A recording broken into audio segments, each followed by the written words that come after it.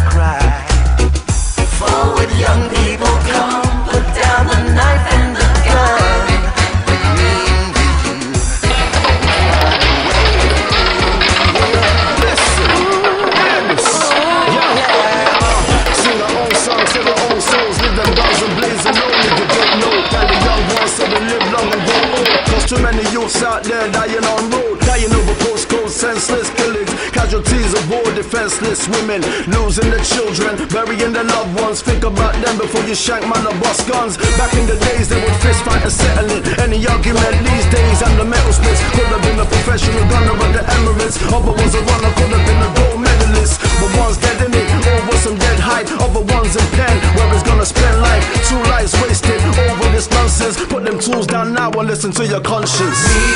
We fight for the right.